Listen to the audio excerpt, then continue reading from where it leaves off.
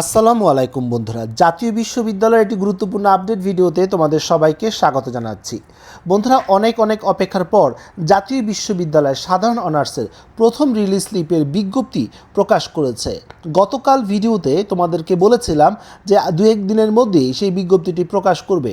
বন্ধুরা, জাতীয় বিশ্ববিদ্যালয়ে আবেদন করার এই পোর্টালে এই বিজ্ঞপ্তিটি কিছুক্ষণ আগেই প্রকাশিত হয়েছে। বলা হয়েছে first release slip application for honours 2025-2026। আমরা যদি বিজ্ঞপ্তিটি ওপেন করি, তোমরা নিশ্চয়ই স্ক্রিনে দেখতে পাচ্ছ যেটা আজকেই এই বিজ্ঞপ্তিটি প্রকাশ করা হয়েছে।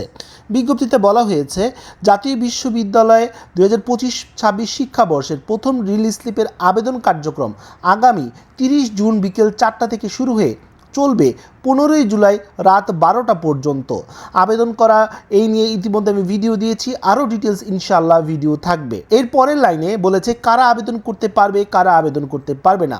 যে সকল শিক্ষার্থী কোনো মেধা তালিকায় অর্থাৎ ফার্স্ট মেরিট, সেকেন্ড মেরিট, কোটা যে কোনো মেধা তালিকায় চান্স পায়নি তারা আবেদন করতে পারবে।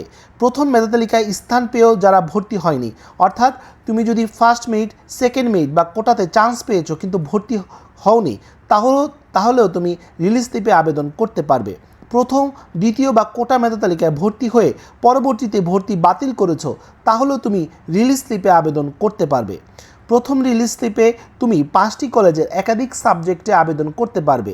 আর এই 5টি কলেজ বাংলাদেশের যে কোনো প্রান্তের যে কোনো কলেজ হতে পারে। আর ইতিমধ্যে তুমি যদি 25-26 শিক্ষাবর্ষে প্রথম, দ্বিতীয় বা কোটা তালিকায় কোনো শিক্ষার্থী আবেদন করতে ইচ্ছুক হলে অবশ্যই 7 জুলাইয়ের আগের ভর্তিটি বাতিল করে তুমি আবেদন করতে পারবে। 30 তারিখ থেকে শুরু হয়ে আবেদন 15ই জুলাই পর্যন্ত চলবে। আর এখানে খুব ক্লিয়ারভাবেই বলা হয়েছে যে 5টি কলেজে তুমি আবেদন করতে পারবে, কোথাও কাগজপত্র জমা দিতে হবে না, কোনো নিশ্চয়নের কোনো বিষয় নেই এবং এখানে কোনো আবেদন ফিও নেই এবং এখানে নিশ্চয়নের কোনো ব্যাপার নেই। আর এখানে তুমি বাংলাদেশের যে কোনো প্রান্তের যে কোনো সরকারি, বেসরকারি, জেলাভিত্তিক, উপজেলাভিত্তিক যে কোনো কলেজ তুমি সিলেক্ট করতে পারবে।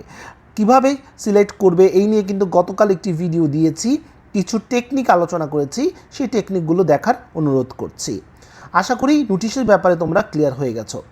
তো বন্ধুরা, এই ছিল আজকের মতো ভিডিও। পরবর্তী আপডেট এবং সঠিক তথ্যের জন্য আমার চ্যানেলটি সাবস্ক্রাইব করে রাখার অনুরোধও রইল। তো বন্ধুরা, আজ এ পর্যন্ত সবাই ভালো থাকো, সুস্থ থাকো। দেখা হবে আগামী কোনো ভিডিওতে। সে পর্যন্ত আল্লাহ হাফেজ।